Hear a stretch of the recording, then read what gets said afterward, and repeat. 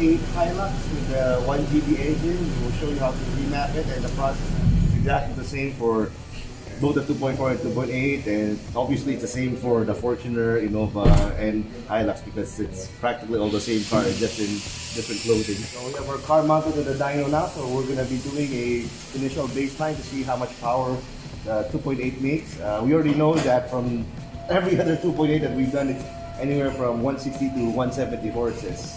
The reason why there's a range is because obviously not every car is the same. Some will make a little less power, some will make a little more power, but this is the average that we see.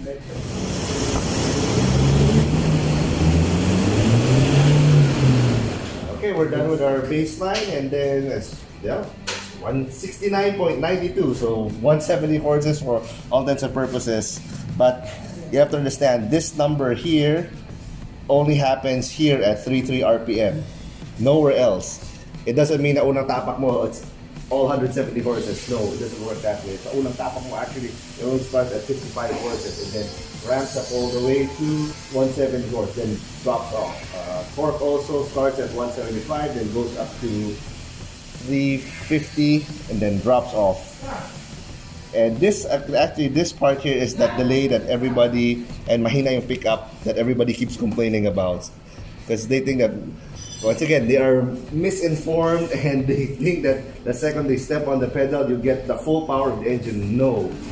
Most people don't even step on the pedal to the floor. Most of you, 99.99% of you, have not even reached red line. Before you complain about low power and all of that, why don't you try revving it to red line first? But, like I said, nobody almost never does 100% throttle. They do 20, maybe 30-35%. In city driving, highway driving, it doesn't matter. 50% for you guys is a lot. So what you want to happen is, for that same 20-30% pedal, you want a lot more power and a lot more torque. And that's exactly what we're going to give you when we remap it. So now what we're going to be doing is we're going to be reading the ECU of the Toyota. Here's the thing about Toyotas. You can only write, you cannot read. So by read is we're going to virtual read it, meaning that every ECU, every Toyota ECU has a unique software number.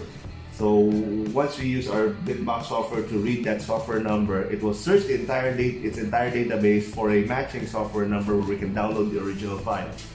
And that's what we're going to be editing. So we're not reading it per se. Some smart dude was able to hack the Toyota ECU long time ago for us to be able to read it. So yes, let's go read it.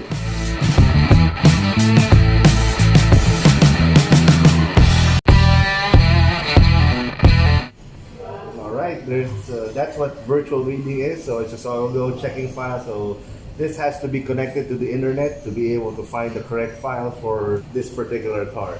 So we have it already, and we're gonna save it. Now we can tune it.